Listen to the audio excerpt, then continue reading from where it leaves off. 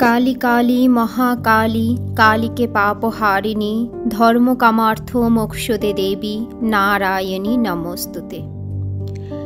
জ্যৈষ্ঠ মাসের আমাবস্যায় হয় ফলহারিণী কালী পুজো। বিশ্বাস করা হয় বিভিন্ন অশান্তি মহামারী বাধা বিঘ্ন থেকে মুক্তি লাভ করতে ফলহারিণী আমাবস্যার দিন মা কালীকে অর্পণ করতে হয় যে কোনো ফল। শাস্ত্রজ্ঞদের মতে মাকে তুষ্ট করতে ফল দিয়েই তার পুজো করতে হবে এই ফলহারিণী আমাবস্যায়। চলুন তবে জেনে নেওয়া যাক এবছর ফলহারিণী কালী পুজোর সঠিক দিন তারিখ সময় এবং এই পুজোর মাহাত্ম্য সম্পর্কে। নমস্কার, সনাতন জ্ঞান চ্যানেলের আরও একটি নতুন ভিডিওতে আপনাদের সবাইকে স্বাগত। সনাতন ধর্ম সম্পর্কে জানতে চ্যানেলটি সাবস্ক্রাইব করে রাখুন এবং ধর্মীয় ভিডিও সবার আগে দেখতে নিচের বেল আইকনটিতে অল লেখাটি ক্লিক করুন। মা কালী হলেন আদ্যা শক্তির রূপ। তার গলায় রয়েছে নরমুণ্ডের মালা, দেবীর গায়ের রং কালো, মাথায় আলুলায়িত চুল এবং তিনি শিবের বুকে ডান পা আগে রেখে দণ্ডায়মান। শাক্ত মতে মা কালী বিশ্ব ব্রহ্মাণ্ড সৃষ্টির আদি কারণ। পুরাণ ও তন্ত্র সাহিত্যে মা কালীর বিভিন্ন রূপের বর্ণনা পাওয়া যায়, যেমন দক্ষিণা কালী, ভদ্রকালী, সিদ্ধকালী, গুজ্জকালী, শ্মশানকালী, মহাকালী, রক্ষাকারী, আরও অনেক রূপ। আবার বিভিন্ন মন্দিরে ব্রহ্মময়ী, ভবতারিণী, আনন্দময়ী, করুণাময়ী শত নামে শত রূপে পূজিতা হন মা। এই সব রূপের মধ্যে দক্ষিণাকালীর বিগ্রহই সর্বাধিক পরিচিত ও পূজিত। দক্ষিণাকালী চতুর্ভুজা, তার ডান হাতে খড়গ, অসুরের ছিন্ন মুণ্ড, বর ও অভয় মুদ্রা রয়েছে। অনেক জায়গায় প্রতি আমাবস্যা এবং প্রতি শনি ও মঙ্গলবারে কালী পুজো হয়ে থাকে। তবে ফলহারিণী কালী পুজোয় মা কালীর পুজো করলে সকল দুঃখ ও দুর্দশা থেকে মুক্তি মেলে। এছাড়া আধ্যাত্মিক শক্তিও লাভ হয়।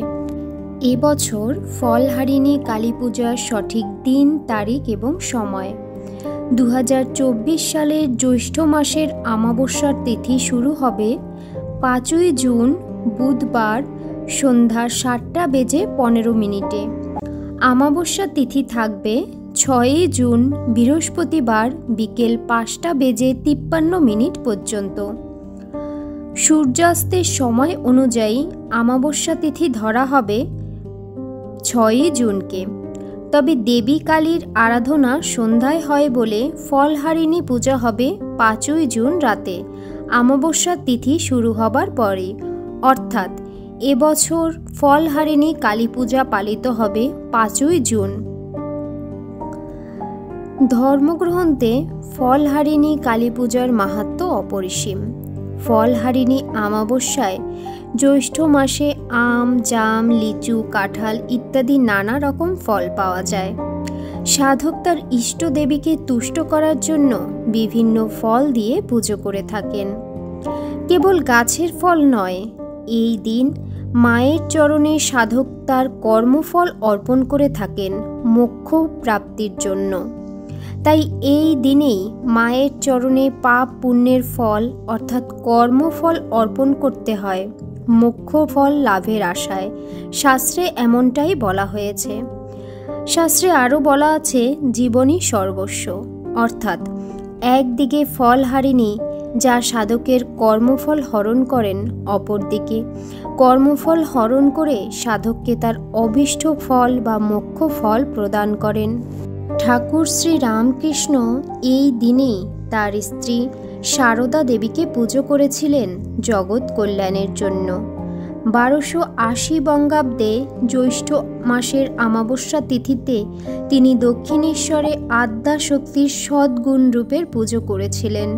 তিনি ফলহারিণী কালী পুজোর দিন শ্রী মা সারদা দেবীকে ষোড়শী রূপে পুজো করেছিলেন বলে আজও রামকৃষ্ণ মঠ আশ্রমে এই পুজো ষোড়শী পুজো নামে পরিচিত। শ্রী রামকৃষ্ণ তার মোক্ষ প্রাপ্তির জন্য এই নিয়মেই পুজো করলেও এই দিনটিতে হিন্দু ধর্মাবলম্বী মানুষ নানাবিধ ফল দিয়ে মা কালীর পুজো করে থাকেন। ফলহারিণী কালী পুজো করলে আমাদের প্রত্যেকের বিদ্যা, কর্ম ও অর্থভাগ্যের উন্নতি ঘটে।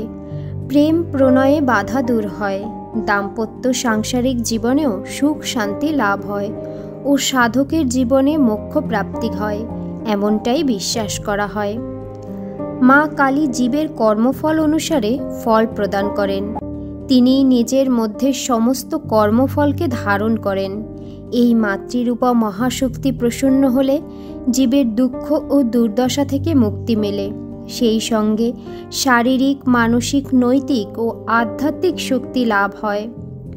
অন্যদিকে কর্মফল হরণ করে ভক্তদের তাদের অভীষ্ট ফল, মোক্ষ ফল প্রদান করেন। ফলহারিণী কালী পুজোর দিন মা কালী স্বয়ং তার সন্তানদের শুভ ফল প্রদান করেন এবং সেই সঙ্গে তাদের অশুভ ফলও হরণ করে থাকেন। মানুষ সারা জীবন কর্ম করে যান, কিন্তু মনে করা হয় এই কর্মসমূহের ফল দান করেন দেবী কালিকা। তিনি সমস্ত কিছু শক্তি, জ্ঞান, ইচ্ছা ও কর্মশক্তিরূপে বিরাজিতা। ভিডিওটি ভালো লাগলে লাইক করুন।